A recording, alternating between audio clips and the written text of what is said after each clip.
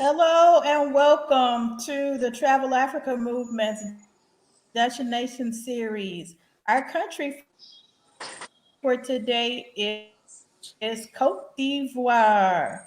Côte d'Ivoire is located in West Africa. It is the world's largest producer of cocoa beans. It is home to 28 million people.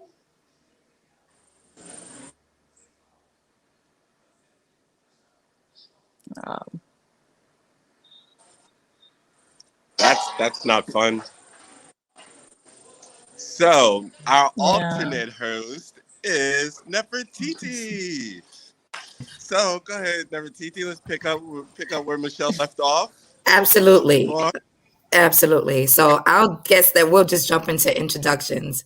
I think she's back. We're back. Okay. All right. I'm back. We got you though. We got you back though. That is life sometimes. So, as I was saying, our country for today is Côte d'Ivoire. Côte d'Ivoire is the 28th largest country on the continent of Africa. Its largest city is Abidjan. It is the world's largest producer of cocoa beans. It has the 9th largest economy on the continent. It's a cosmopolitan city with world-class restaurants and nightlife, and it's just an overall fun place to be. So without further ado, I'm going to introduce you to our panel. We have several people here who are native and transplants to Côte d'Ivoire, and we're going to be talking today about living and traveling in the country of Côte d'Ivoire, also known as Ivory Coast. So we're going to start. Introduce yourself. Tell us about you, where you live, how you ended up in Abidjan, and what do you think about it? Okay, so Brother Wakil nominated me to go first when your internet was out, so I'm going to jump in. My name is Nefertiti, and I'm from Brooklyn, New York. And right now I'm between New York and actually Ghana. So that's where I reside, between the two, between the East Coast and the West Coast. And I was in Abidjan and actually also some other parts of what I call Ivory Coast, because my husband and I like to explore the motherland as much as possible. So we were actually visiting, and we're lucky enough to connect with you to really make the most of our time. And my company is called Black Movement LLC, and I support cash and small business owners to set up their structure for their business to leverage business credit so that they can expand their reach. And I do the same with nonprofit organizations as well. Go girl. Thanks, Nefertiti. Sheila, you want to go next? Okay. Hi, my name is Sheilla. I am based in Abidjan, Côte d'Ivoire. It has been 4 years almost. As you can tell from my accent, I'm from France. I grew up there, but my parents are from Haiti. That's my origin. I end up in Abidjan because I used to live in China, Shanghai, for 10 years. And after that time in China, I always wanted to have time in the motherland. That was something since I'm little. I say, okay, one day I will live somewhere in Africa. So after the 10 years in China, I decided to make a move in the motherland, and I finally getting an opportunity here in Abidjan. So that's it. Great. Sain, you're next.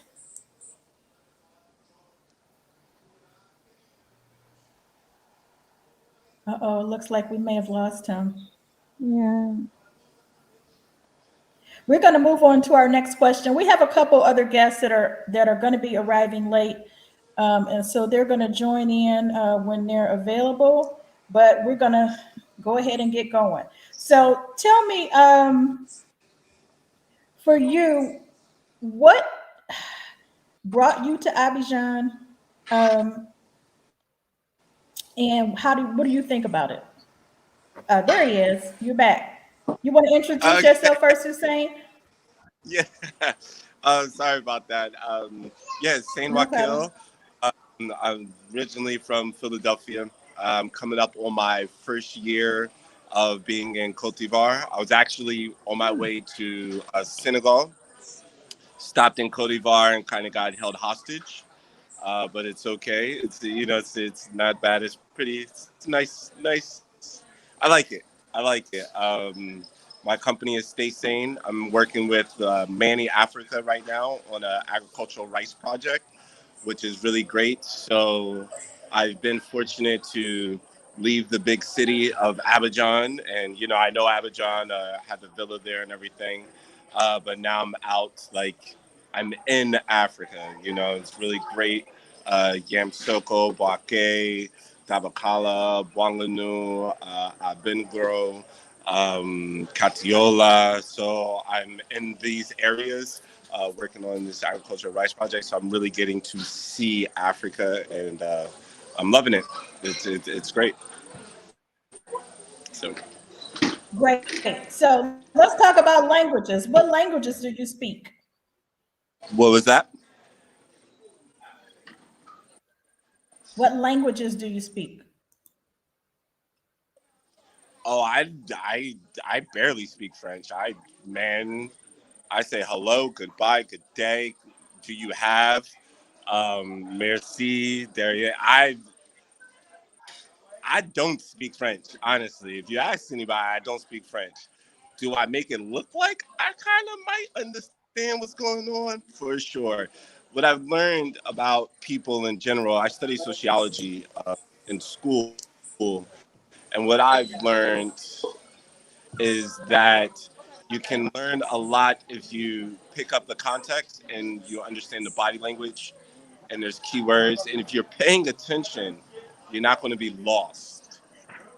So that's kind of how I'm getting by right now.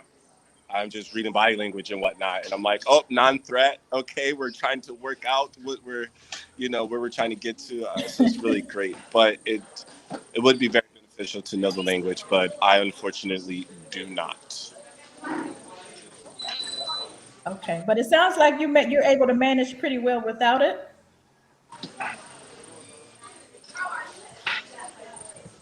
I'm sorry, you broke up. It sounds like you're able to manage pretty well without knowing French. Yes.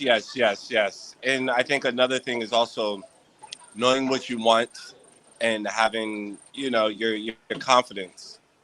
Don't be all coy and stuff like that. And, just know what you want and be patient with people trying to help you get what you want. Yeah. Uh, yeah. So, but I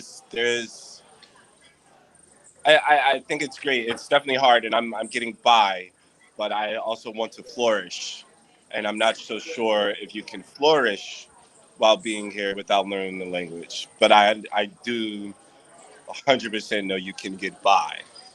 So if you're coming to hang out and enjoy the scenery and see things and learn things, it's great. You'll be okay. You don't need to learn the language. But if you want to do the business and things like that, and actually flourish with a lot of the opportunities that Cote d'Ivoire has to offer, I would advise to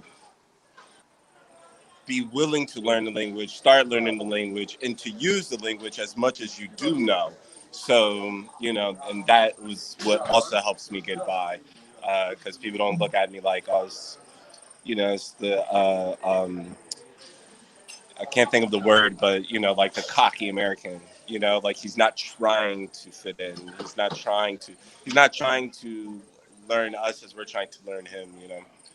So you use the language, the pieces that you do know, which is a stepping stone. Nefertiti, how about you? How did you find it was to navigate around the city?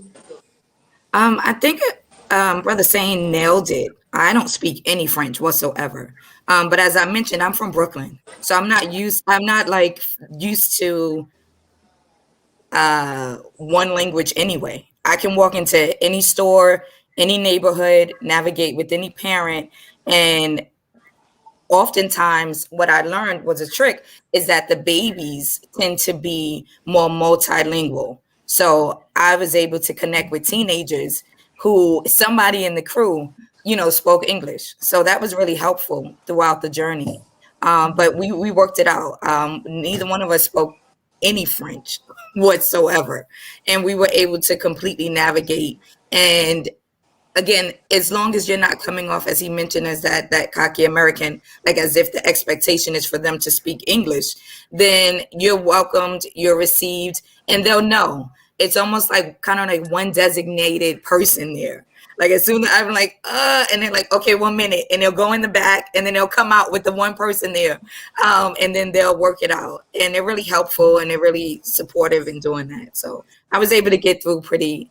I won't say easily because it was a challenge at times, but it was fun. For me, it just added to the adventure. Great. So Sheila, I guess with you being from France, the language wasn't an issue for you. It is because the French it's very different. I understand perfectly what they say, but sometimes the way I speak French, they have hard time to understand me. And I have a little story about that. In my first apartment, I was working with one of the guardians at the door, and I was telling him something, and he was not understand what I was saying. And a friend of mine who lived here for a long time just repeat, but different word. He was like, "Oh, okay," and I was like, "But that's just what I say." And my friend said, "Yeah, but here they say like French choco. That means like the way I speak French, it's like a little bit fancy."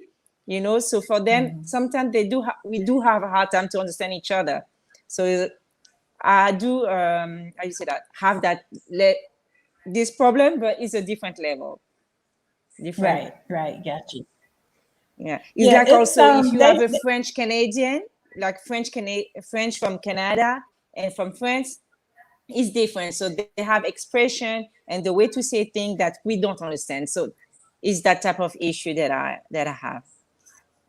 right, I understand. Their accent is quite different than the French, French accent as well. So I yeah, used to live. I so live a little in US, and I have my family there. I've been traveling a lot in US, so I think that's helped. yeah. So yeah, I would just add to that as well that I do speak a little bit of French, and so that is helpful.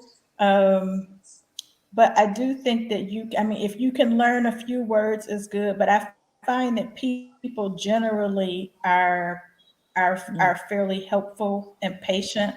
Yeah. And like Nefertiti said, they will try to find one person who at least understands some English. So usually you can manage. Yeah. Yeah. Mhm. So I guess our next question: what are your favorite things to do in Cote d'Ivoire? My favorite thing to do in Côte d'Ivoire. In terms of visiting, I like to go. There is a place called Domaine Benin. It's an Ivoirien. We live abroad. He live in Canada, and he have that plantation of caoutchouc. How you say that again in English? I forget. Rubber, just outside of Abidjan, and Right. he create that little. It's not a park, but it's a place when you can go and discover the culture of cacao, the culture of paper, of EVA, and you also have the possibility to taste the food from Côte d'Ivoire. And it's very nice. Every time my family come to visit, we always go there. They come to visit since I'm here many times. Every time we have to do a trip over there, and that's one of the things I've been enjoying a lot to do. Right. Nefertiti, what did you find that was your favorite thing to do in Cote d'Ivoire?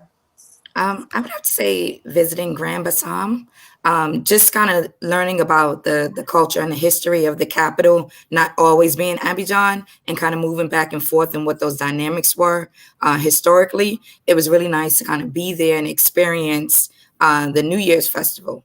Was it Abisa festival? So that was really amazing because my purpose for visiting the motherland is not just for the tourists. Like Assini was beautiful, but I really look for the cultural connections and to learn how significant the Ghanaian culture is, because I always look at Africa physically so fragmented with the lines and the borders and so forth and so on, but it is all one land, even though it's quite diverse, even down to the many languages that we had before. So I always try to kind of piece the pieces back together to see what it may have been like before colonization. So being able to get that experience was like everything for me. So I would have to say Grand Bassam. Right. So, yeah, I'm trying to think what would be my favorite thing to do here. I'm a beach person, so I definitely do enjoy the beaches at Assini. Grand Bassam, I think, has more of a local feel. So, it's like really a close getaway from the city for most Ivorians. So on the weekend, everybody goes to the beach and hangs out. So it's quite lively and fun there then. So like I said, I'm a beach person. So anytime I can get to a beach, I'm happy. I also really like Man, which is in the north of the country. Oh yeah, It's yeah, it's small nice. town. It's kind of famous for waterfalls that are there, and they have a couple mountains as well, that a lot of hikers and mountain climbers like to go visit. But it's very, very different than Abidjan. Abidjan can be, busy and chaotic and hectic, and mine is a lot slower and laid back. So it's a nice contrast from the city. So, what would you say is your favorite place or town? Wow. Okay.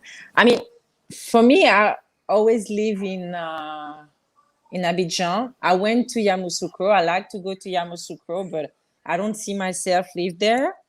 Um, I've been to Mans also, which is nice. I've been up north to Boaké, but I was always like in the term, maybe for work reason, purpose. So I cannot say that I've enjoyed it's it was not for leisure, so it's work related. So I didn't have the time to really enjoy the city. But I think I see myself in Abidjan. I'm a city person. I like to have the city. I like the nature. So I like to have also this opportunity to get away from the buzz and the craziness of a city, which you have when you are in Abidjan. You can go to Assini, to the beach. You can go also. There is also L'Île Boulet, which is nice to go for the weekend. So and you come back in the city. So For me, I would definitely say Asini. It was gorgeous, beautiful.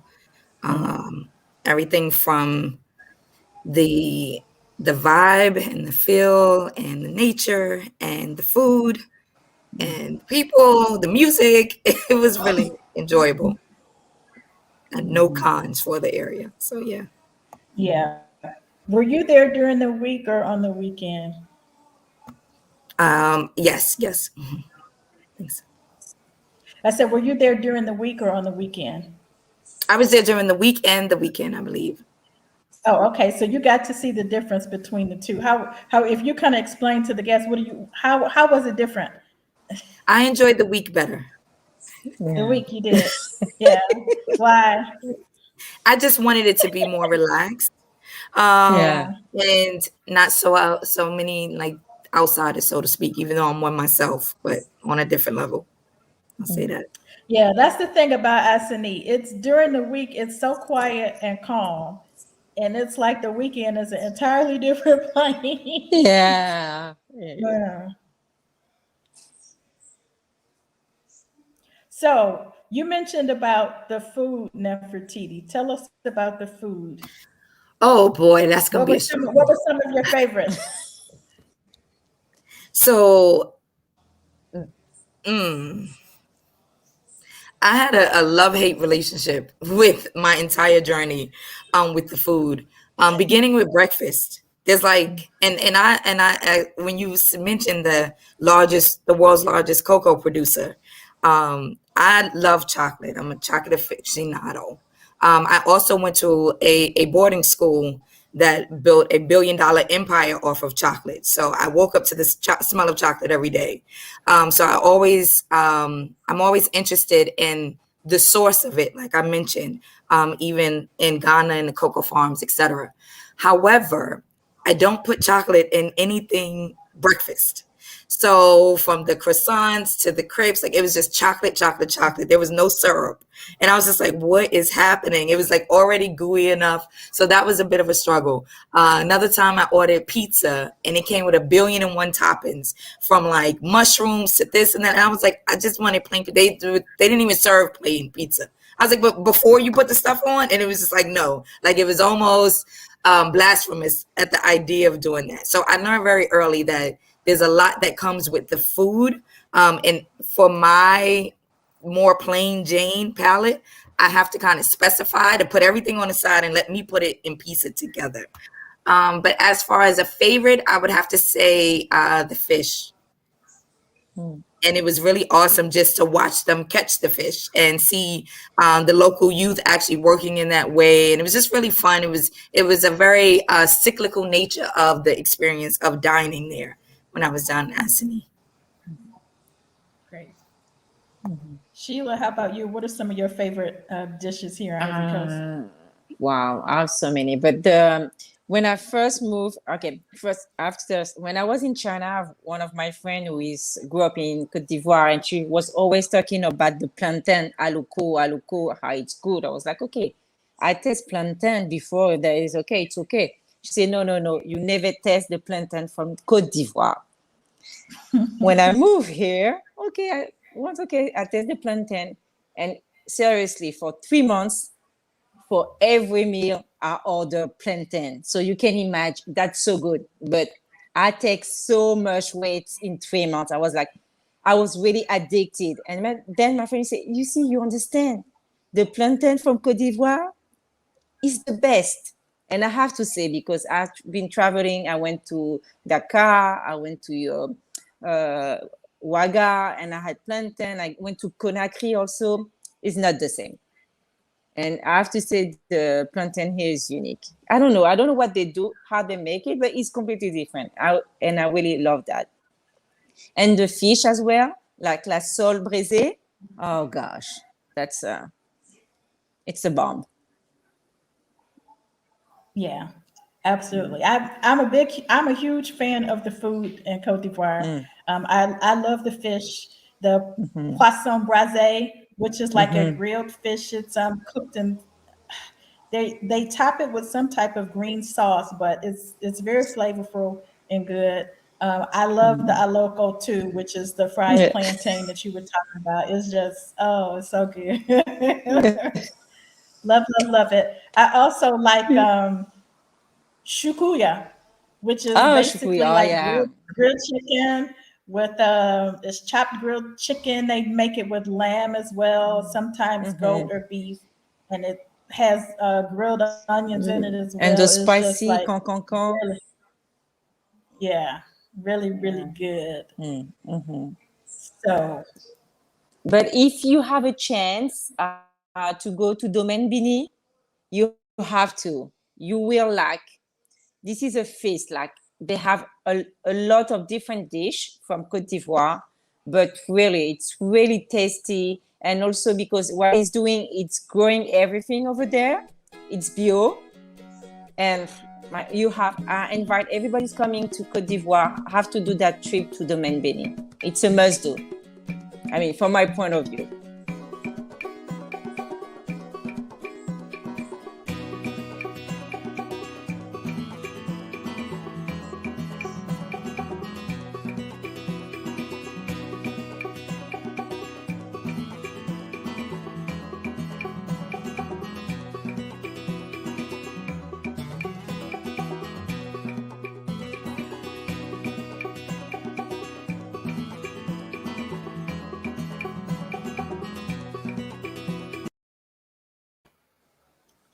that's the other thing that we didn't talk about was the boulangeries. I don't know about you all, but I'm a huge bread fan.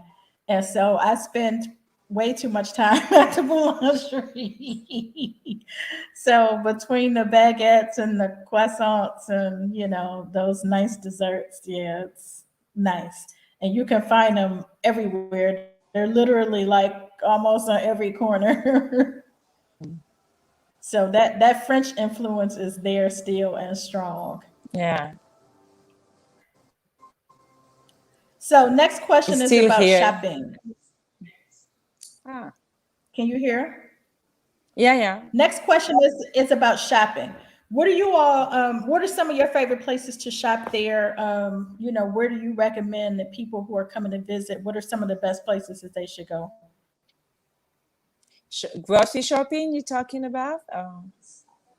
No, no, like shopping for whether it's tourist goods, souvenirs, arts, clothes, Right. I was gonna items say from other definitely the art village in Grand Bassam. That was such a wonderful experience because on one side, you could see the entire process of the different artwork and statues and sculptures being made. Like you could be right at the heat of the fire. They let us walk through all in, and we got to see how they create every bit of it. And then across the street is just a beautiful gallery where you could purchase sculptures and art, and it's just wonderful. So that would be my recommendation for art. For shopping, it was just really interesting. The first thing we went shopping for were Halloween costumes. So between the language barrier and being pressed for time, it was definitely an adventure, but we worked it out. So I would just recommend having Google Translate or some kind of translator app on your phone, because that's probably your most neediest time when you're interacting consistently, whether it's negotiating, whether it's asking for what you want, saying what you like about it, what you don't, making an order, finding out how much it is, like all those things. That's where I think language was most key.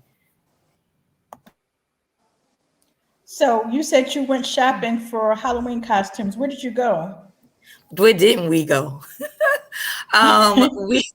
We went to Cap Sud Mall first in Abidjan. Okay. We went Yeah. to a second mall. I can't remember the name of it. That was another adventure trying to get the Uber driver. Well, not Uber. We couldn't get Uber. The Yango drivers, and then remember they went on strike, so that was interesting too. Um, but we ended up at a mall that was showing horror movies from like back in the day to present time, from like 10 in the morning to the evening. So there were like tons and tons of teenagers, and they had all the different resources for where we could go in these little spots. So we actually ended up finding it not in a mall, but in like a small store that wasn't even listed on Google, that had all of the Halloween costumes. And so we were able to get something then. So it was really off the beaten path, to be honest, but we started out at the malls. Got you. How about you, Sheila? What are some of your favorite places to shop?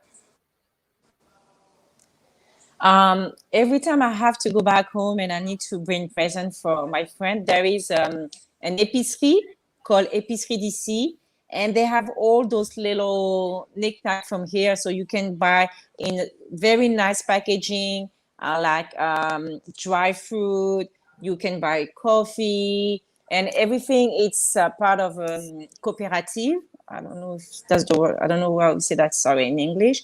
And you find everything, but it's from here locally. So I like to go to that épicerie, we call épicerie d'ici. Or also you have what Cava, which is the marché artisanal. It's a little bit like in Bassam. You have all they're gonna sell you like statue. You find also mirror in wood. I mean, it's very very nice. You have a lot of things over there. So that's where I will go. After that, if it's about like shopping for my everyday life, the grocery and all that, mainly there is some lady, a little market, like I buy my fruit, my vegetable over there, or I can go to Capsule also if I want some meat, fish. That's where I am, because I'm not too far away from Capsule. I'm on Zone 4. And Capsule is another one of the malls in Côte d'Ivoire. Another one of our guests has joined us. Benedicte, you want to introduce yourself?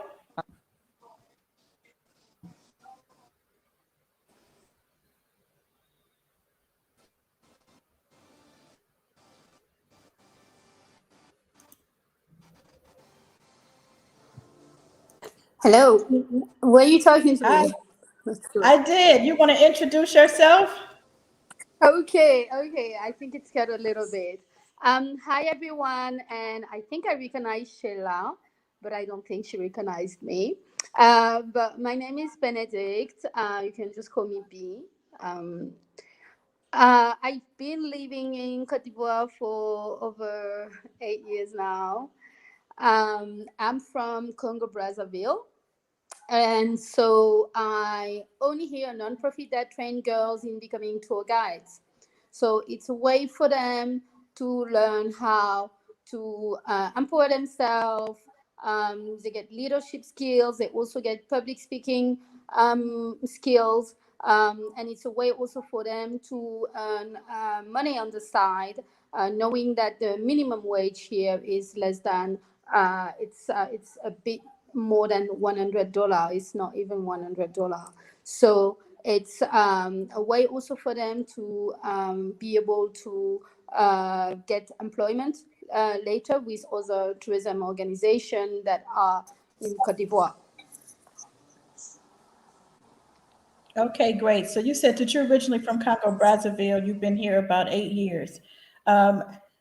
Tell us, we're going to get you caught up to speed with some of the questions that we've gone through. So I'm going to just kind of go through these quick. So since you're doing tourism and travel, can you tell us about COVID? How has COVID affected travel in Côte d'Ivoire, and what do visitors need to come here? Actually, COVID had a quite positive effect on the Ivorian tourists, which means the local tourists, because they got to travel in their country. Because normally an Ivorian would go to Paris, New York, to go shopping for the summer, while it kind of forced another type of tourism in the country, which is good, what we call domestic tourism. So we have had, like, I think maybe 3 months really that were off. That was during the lockdown, where really everyone was kind of scared of being outside. But from June 2020, everything actually really went back very, very quickly, because people were like kind of craving, to go outside, to go outdoors. So it has been quite a positive effect for us, but we are very focused on responsible tourism, which is not very yet local oriented. So most of our tourism are like, or tourists are like from outside. So because not many Ivorian yet are, keen on the adventure and responsible type of tourism. It's still something new to them, and we still have to educate the tourists in general, whether they come from outside or whether they come from here. So we had mainly a lot of French and, like, I would say, European tourists for a time, and it has switched for some reason to the American tourist, which I actually don't know why. I didn't really analyze this, but yeah, we had a very very good percentage of American tourists since the COVID, the door reopened, like the international door reopened last year. So yeah. And what are travelers needing to get to Côte d'Ivoire these days? Vaccines, COVID tests. What's the procedure? Yeah, so for the procedures, they just need a PCR test that is negative. It has to be at least done within the 72 hours.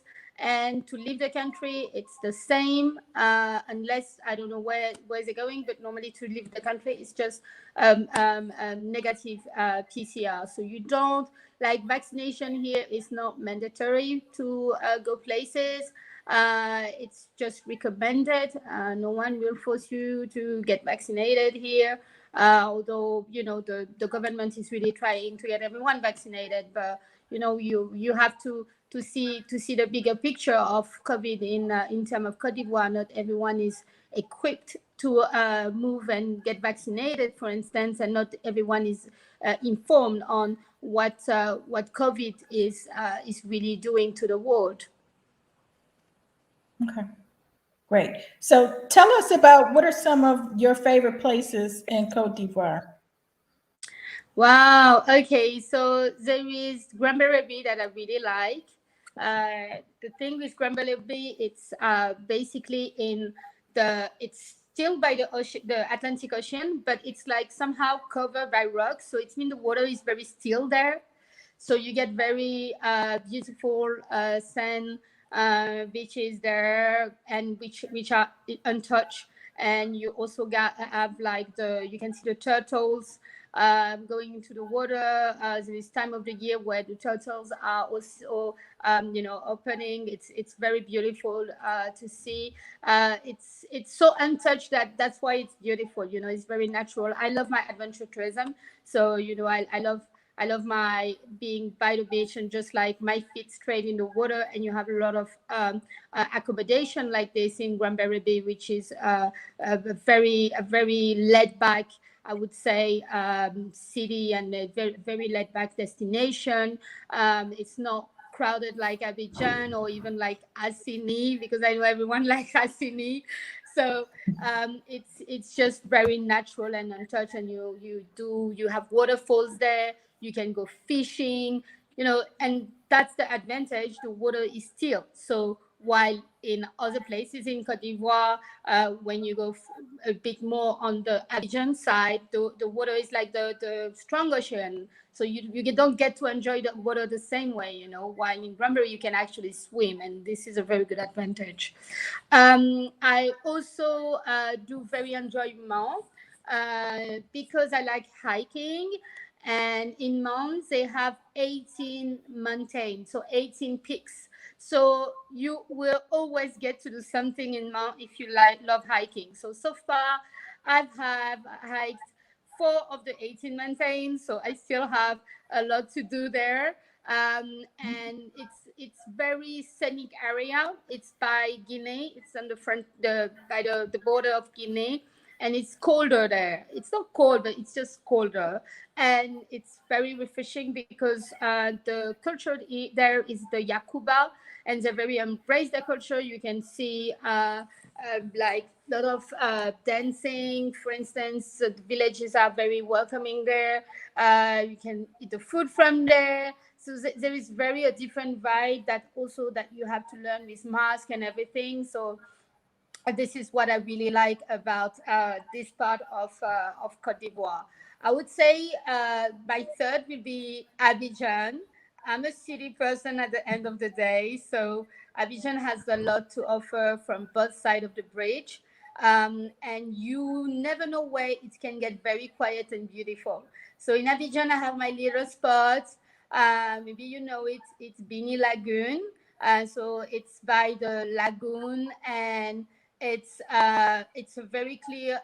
It's a very clean water because the chief of the village there, has those rule about not making waste in the lagoon. So it's the only part of Abidjan. I don't know if the only part, but it's the part of Abidjan where the water is clean that I can get in, swim, enjoy my beer, enjoy my kutuku, my palm wine, and stay there all day on whether a pirogue or like even just like a small platform.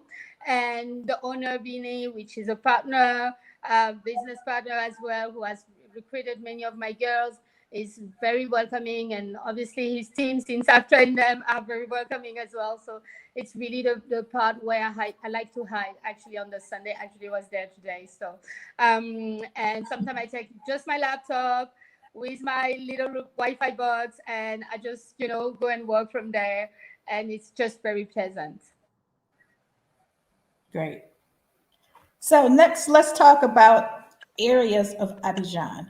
Abidjan is a fairly big city. It's very spread out.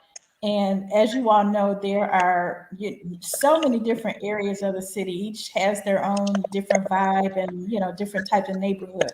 So for people who are coming here to visit as tourists, what do you think would be the best areas to stay in? You want to start, Well, Benedict? Okay, definitely Bushman Cafe. It's the top of the top. I feel like it's the most laid back, and it's actually very like affordable. I feel like the room, it's a boutique hotel. The owner is an art collector, so you always feel like you're discovering a new thing in his place. The staff is lovely. There is always a different vibe. You always feel you can even walk barefoot there. No one will like tell you to wear your shoes. It's just very, you do whatever you want. You take books wherever from whichever floor, and you can work, you can, well, you have everything there. And it's very, the owner is about, he's as very focused his product on local food, local coffee, cacao, even organize cacao classes, chocolate making classes. So I think the room is like 60,000 the night, but if you stay more, you can always negotiate. Yeah, they're both really lovely. And the second, it gets very fancy, but I really like Hôtel Particulier. It's a bit of the same vibe as Bushman, but it's like, I would say it's a little bit upper. Which hotel was that again? Hôtel Particulier. It's not far from Lycée Technique. It's in Cocodidanga. It's a hidden place where it's made, like the rooms have been made by this very famous architect called Kofi and Diabate. They are two Ivorian architects. So it's very well decorated, and it's very artistic as well. They have a swimming pool like at Bushman. You always feel like in a quiet environment and not disturbed by the usual conferences they organize in some hotel. You really always feel like home and welcome. So it's a bit more upper, like I think the room is like the 70,000, but it's very centered, so it's good. And then the third one would be, I would just say the three would be in Zone 4, and it's called Quai Sud. So it's like a container. The rooms are like 45,000. Last time I was there, I think it was 45,000, but maybe they went up. The owner saying, always, I will recommend always places where the owner are lovely and the staff is lovely anyway. So it's by the lagoon.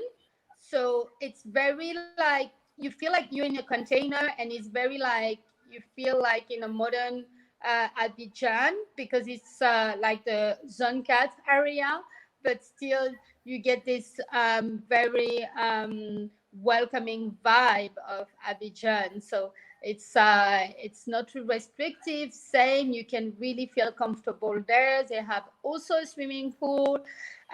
It's like the room feels like a little flat because you are in your own container.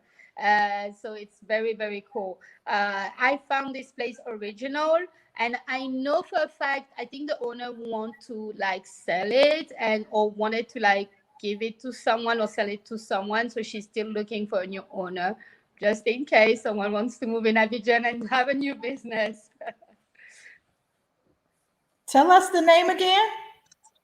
It's called Quai Sud. Let me check. It's called Quai Sud normally. I think I confuse always with another thing. But it's Quai 40, sorry. Quai 40.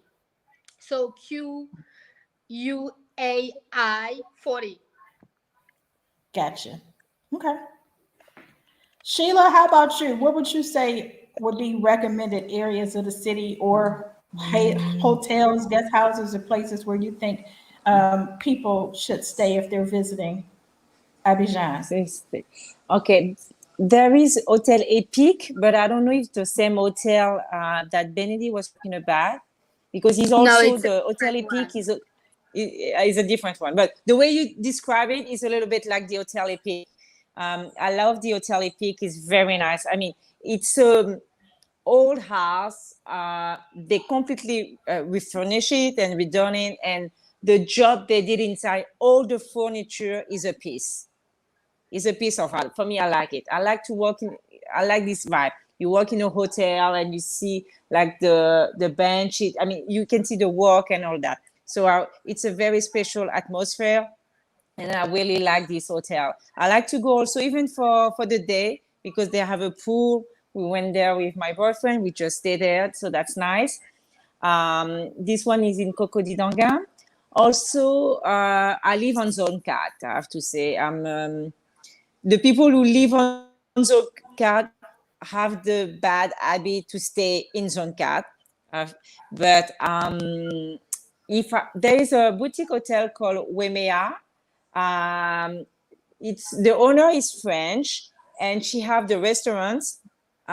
She's French from Britannia, so you can eat crêpe, which is a little bit strange to be in Africa and eat crêpe, but I like it to do it because I have my French, the French way. And she has some little room also on the side. She don't have too many. I think she only have 4.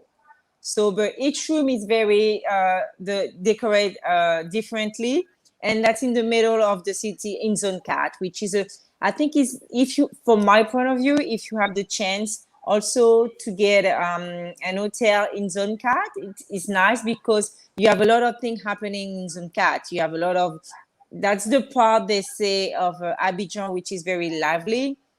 Which is it's not the only place, but you find a lot of restaurants, you find a lot of club over there. I mean, a lot of things happening in Zone 4.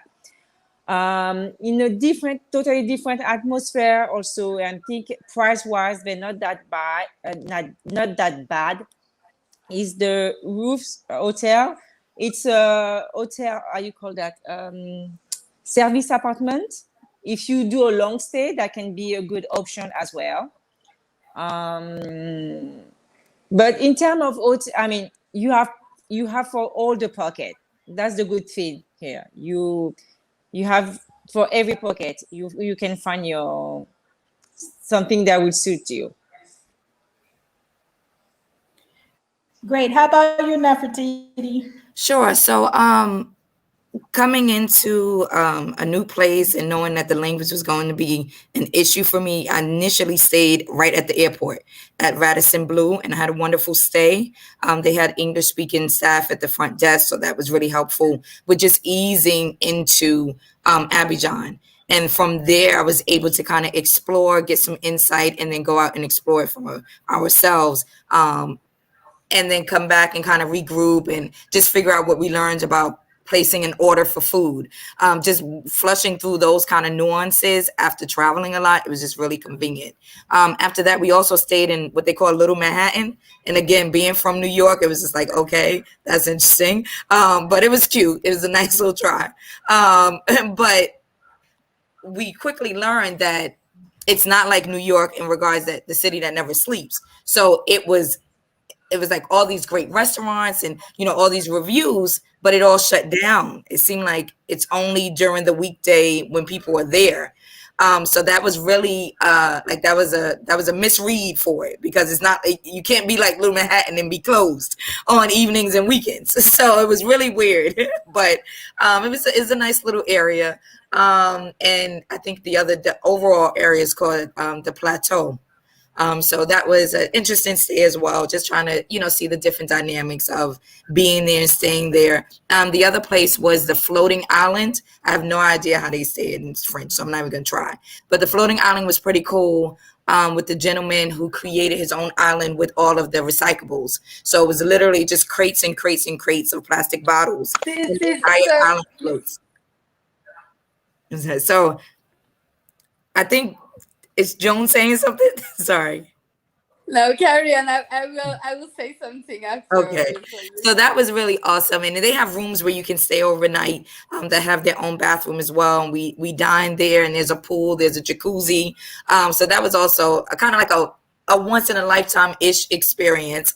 And it's right outside of the city. I think we were on a boat for maybe 5 minutes from Abidjan and that, like, the city itself. So it was really cool. So I think there's a lot of options and a lot of things to see. Okay. I'll add to one of the favorite hotels that I like is the Sofitel. It's kind of iconic here in Abidjan. It's an older hotel, but you know, it's very nice. You know, it's a popular place. It's a huge hotel. They have a huge pool area. And they do during the week, they do happy hours, and sometimes, you know, they'll have shows, but there's a movie theater that's there. There's stores inside of the hotel, and they also do have salsa nights on Fridays where they have salsa dancing. So it's a cool place. I wanted just to jump on what you said about the floating island. They, like, the owner have a reputation in Abidjan to be super racist. Like, on Abidjan expats, there is always a lot of comments about him. I think at some point even he shut down to like do something. I don't know, maybe he improved, but apparently he also like insults like a racist way his staff, like in front of like clients. So I have never been there, but I've been really put off by all like those negative comments, because it wasn't just one comment. It's like every time like someone talk about this, there is always someone coming here and coming on like a post saying like how bad the experience was in terms of how the owner was treating his staff in a racist way. So it was just like, since, we all like hear like about, Black traveling, it's also something I wanted to point out. But again, I've never been there, so I cannot talk to it. I've been really put off by that. So I felt like I don't want to put my money there. So wow. Yeah. So that's interesting, because he and I corresponded before I came, and he was really helpful. He went above and beyond in a lot of ways just to make sure that we made it there. And then he came out and he sat down with myself and my husband, who's Ghanaian. And one of the staff is also, his head staff is also from Ghana. And, they were all chopping it up, as men. And then the two, my husband and the other brother, were talking, and, the owner was sharing about, wanting more English also speaking staff, so that, as tourists come, but also with the Ghanaian fishermen that he works and partners with. He also spoke about the school that he's supporting that's opening, and all of the work that he does with the youth, and that they actually learn all of those things in the school, and they're working on another school. So that was really, really interesting, because he sat down, he gave us like tea, we broke bread for a while. We actually stayed there much longer than I planned to, just because of how engaging he was, and his staff as well. That's interesting, you know. Thank you. I don't know if maybe word has gotten back to him and he kind of pulled it together. I hope But so. you think? I don't know, Sheila, have you heard anything about l'île flottante? I know about that project, but I never heard nothing about it. About the owner, I don't know. I cannot talk. Yeah. Yeah, I don't know about it either. I haven't made it over there yet.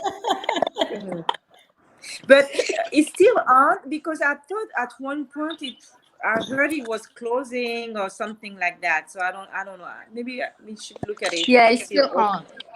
Because he opened a second location, like separate from the school that they're building. He actually has a second location as well. Okay. But he was actually trying to see if we could make it to that based on where we were. But we just waited till we got back to Abidjan. Okay, I'm Is gonna the try same floating type island? Yeah. Yes. Well, that's a good question. He said our second location, and it's called like Little Paris or something like that, but like in French. Like where is it located? I can check and I'll send it to you, because he sent it to me via email, so I'll send it to you. Okay, yeah, that's interesting. Okay, no, I hadn't heard that, so that's good to know. So, question: do any of you ladies that are living here in Abidjan, do you have children, or are you familiar with the schools? We have a question here about schools and where did you decide to enroll your kids? I don't have kids myself, but I have a lot of friends who do have kids. So school I don't think is an issue if you come here with your kids, because there is many of international school. You have le lycée américain, you have different French school.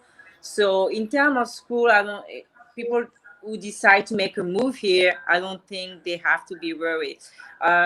Most of the time, even the kids who are from here, they go to the French school or to the American school or whatever.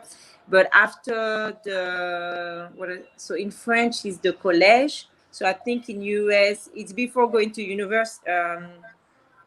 Collège in French, so that's high school for you guys in high US. School for us, right? Yeah. So most of them, after when they finish high school, they all go abroad to finish their courses. That's the only thing. But you find good school here. Yeah, okay. I think we are well equipped with secondary school, primary schools. There's a lot of private schools. There is even a Montessori. Can't remember the name of its school. There's a lot of school here. It's just the university. I think this is still lacking. In Côte d'Ivoire, university are so not well class, ranked in the world. So, but yeah, I agree with Sheila. Okay, great. So let's go back to talking about travel here. What do you think is the best time to visit Côte d'Ivoire? The best time of year? I know that weather can be a concern during the rainy season. So what would you say that for people who are looking to come, particularly for the first time, what would you say is the best time of year? Normally, between now, so we are in November, until up to March, it's supposed to be nice. Like normally, like when I first moved, during that time, we don't have any rain anymore. But it's been 2 years. October, November hasn't been that great in terms of weather. But when we say that great, it's gonna rain for maybe all the morning or sometime all night, But it's still, you still can do things. So for me, as long as it's still not cold and all that, you can still move around. I mean, which is sometimes can be a trouble to move around here because of the traffic. But I think the best to avoid the rainy season, it's better to come between, let's say, end of October until March, which is normally the best. The weather is the best, and less rain and no rain. Very rare. That's what I think. Okay. What do you think is a good length of time to visit if you're coming for travel? Pardon me? What do you think is a good length of time to visit if you're coming here for travel? So a week, 2 weeks, Oh, it's a 10 good days? length of time. Wow. Okay. If you're coming from US, I think definitely you need at least three weeks because the travel from US it's quite long. But I think like my family, some of my family come from France, and the first time they came here, they stayed 10 days, and we have a time to do a lot of things in 10 days. But because the travel time is shorter than US, Um, and I remember the first time when they came, I did a little program with each day, some activities, things to do. And they came for during Christmas. So we had planned like, we went to Bini, Domaine Bini. We stayed there. We slept one night over there. So that's 2 days. Then after that, we went to L'Île Boulay for 1 day. We went to Bassam for 1 day. We did the tour we went to Yamoussoukro also. 1 day excursion for the New Year. We spent like 4 days in Assini. So honestly, if you come and you want to travel inside the country, I think it's nice to plan like at least like 2 or at least 3 full weeks. It should be good. Nefertiti, what would you recommend? Yes, pretty much the same, especially coming from the US. I agree 2 weeks, 2 weeks or more if you can. The other part is I agree with the timing too, with the end of October, November through March, because if you're coming from at least northeast, that's when it's cold in the States. So I think that's the perfect time to get away.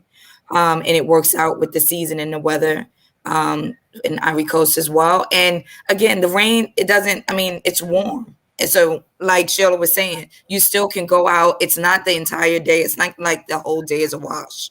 The sun comes out and it doesn't even seem like it rained anymore. So I wouldn't allow for people to hold them back.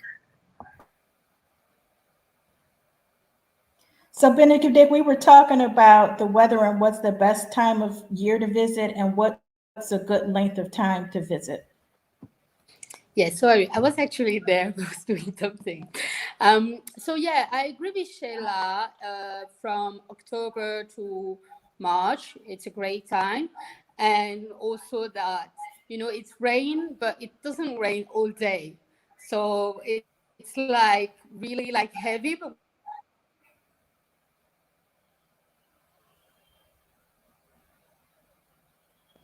hello. Okay, we hear you now. We lost your sound for a minute. Yeah, it's really heavy when it starts raining, but I feel like I guess with global warming, the months of like the raining months usually were May, June, July, and now it's like it's went a bit like later in the year. December is a very hot month. Normally, we are hoping to get a lot of concerts. We are hoping to all be in Assini and partying. Last year we hosted, like, there was the biggest festival in the world. During COVID, it was the only festival organized in the world. It was in Côte d'Ivoire. Last Sunday, I don't know if you knew it, but everyone got COVID after that festival. but it was like the only one organized in the world. And the year before we had Burna Boy. So we always get really great artists coming during December. So I really invite people, especially if they love like African artists. This is where really they are coming during December. Like when the Congolese artists are coming, the Nigerian, Tanzanians, they really like do perform in Côte d'Ivoire. So yeah, great time to come. Yeah, and just so everybody knows, the party she's talking about is called La Sunday, and for this year it's on December 26th.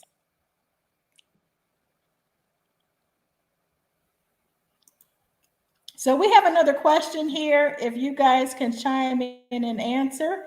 Basically, it says here, based on the little research I've done, accommodation is quite expensive. Is it possible to find a house, 3+ bedrooms in a nice area for less than 1,500 per month? And I'm assuming that would be 1,500 US dollars, which would be somewhere around maybe what would that be, about Yeah, yeah, it's 800,000 like maybe what, no, six, a bit more than 800, Yeah, 800,000 right. francs CFA.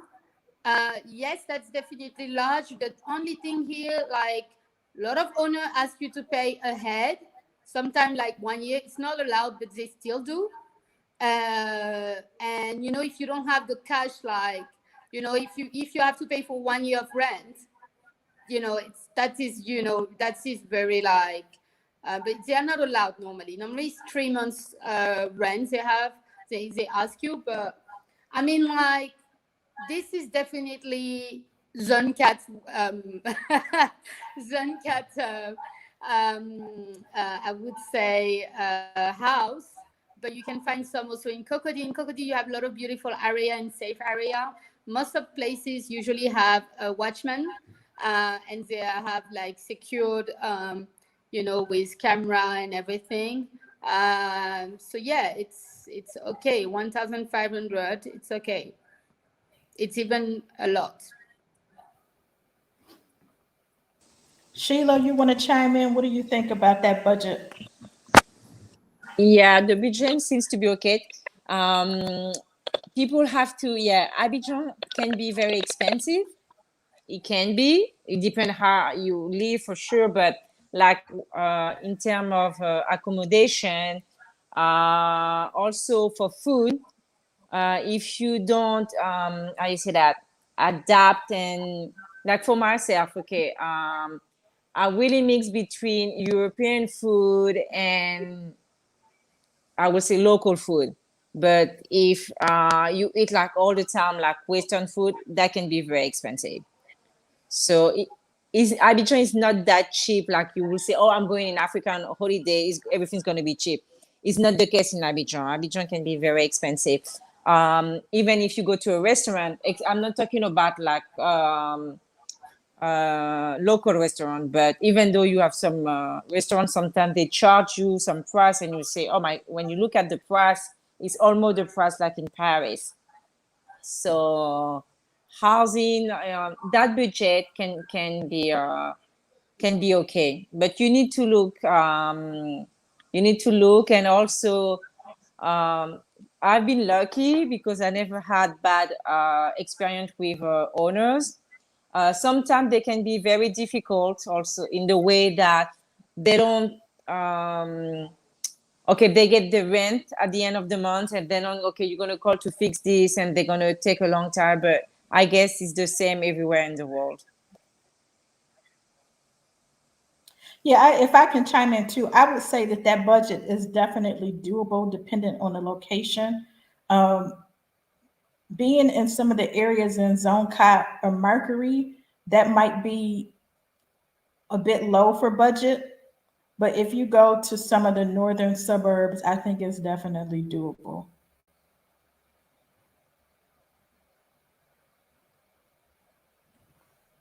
So yeah, would you agree? Yeah, I would say areas like somebody mentioned Cocody, you know, pretty much kind of anywhere in Cocody, Bunnaman, Palmeraie, Septième Tranche, Huitième Tranche, the Rivieras. I would say somewhere around that area is possible to find something in that price range. So we're here at our last question. What is the one thing or place that travelers to Cote d'Ivoire should not miss?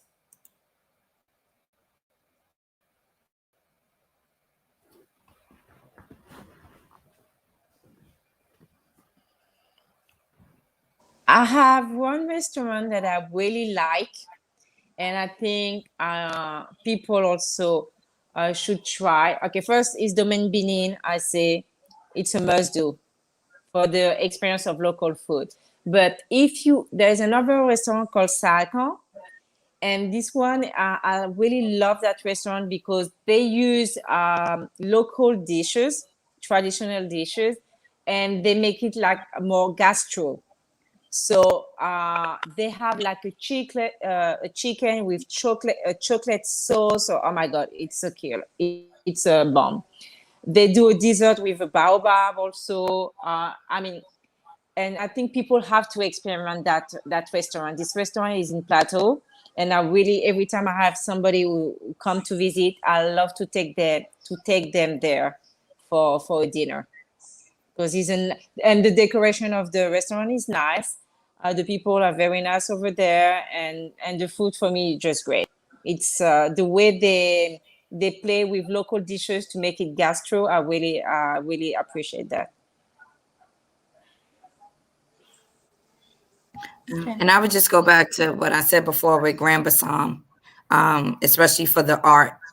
That would be my must visit. You'll get the combination of culture, art, food, and beach all in one place. Great. Benedict? The question was, what is the one thing or place that travelers to Cote d'Ivoire should not miss? This is so hard. Okay, Bini, Domaine Bini, like all of them. You know I that said this. Bini has four lands now. Like it has four across. So and there is two in Abidjan, two inside Abidjan. So you can't miss the Domaine Bini. And if he's watching me today, like he knows that I'm a big supporter of his. So yeah, so Yeah. you always like there you just get the food, you get the culture, you get everything in one. So Yeah. if you even come for one day, you have seen Côte d'Ivoire. It's Yeah. like the whole thing. And yeah, talking about Domaine Bini because there's a place I mentioned. I always go there with my family since the beginning, and we spend the night. We stay there, and there is one thing I love is the evening when you have the meal. They put the candle, and after that you have the guys who come to tell the story. I mean, you in it. It tell you the story. You live the story. I mean, we have so much fun dancing and. See, it's a great experience. I love it.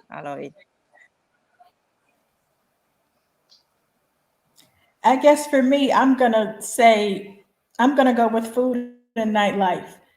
Um, One of the restaurants that I really like is called Chez Zahoui. It's a local restaurant and they specialize in Ivorian food. So they have fried fish, acheke, aloko. Um, it's really good. It's very popular on the weekends. It's really, really busy, and a lot of times it's hard to find a table. But this is like serious Ivory Coast. People are there, with family and friends. People are eating typically with their fingers. The food is just delicious. It's really good. Another really nice restaurant is Ocean. It's a I guess primarily seafood, but the food there is also really good. It's probably a more upscale type restaurant, but the food is great. So I mean, those are two contrasting places. And the thing about here in Abidjan is that they're just such a wide variety of different food options, from street food, to the local makis. you know, to upscale restaurants or hotels. I mean, you just anything that you want here, you can find it. There's a pretty diverse range of food options. So, you know, there's no reason why you should ever be hungry. The nightlife is also great. Again, the Makis are there. They're kind of like little local neighborhood, you know, bars slash restaurants. You know, people are out there hanging out. There's usually music. You know, there are quite a few clubs that are here. There's just really always something to do. So, you know, you won't be hungry and you won't be bored for sure. So, ladies, we're going to end up soon. Do you all have anything that we've forgotten that you think we should chat about? Just come. Stop thinking about it. Just come. Definitely, I yeah. Just come. Definitely. I agree 100%. It's a really fun city. It's you know, definitely doesn't get the shine as other places, you know, like Ghana or Kenya or South Africa, but it's a really fun place. Yeah. And so, you know, I hope more people will come and give it a shot. So we're Yeah. going to end with some, you know, pictures and videos here of Côte d'Ivoire so you can see what we're talking about. And here we go.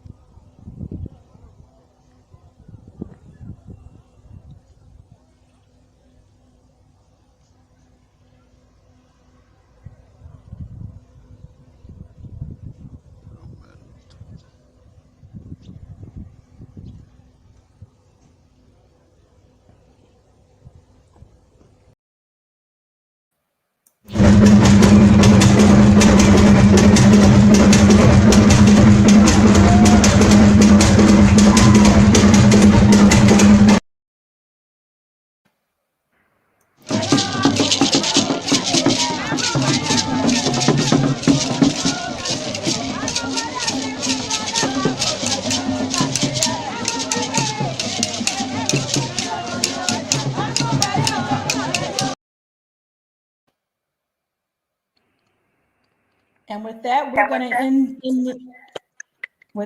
to end the show tonight. Thank you guys for watching. And if you have any questions, feel free to reach out to any of us. You can find all of our social media handles and information on the video page. So feel free to reach out if you have questions. And thank you for joining us. Bye.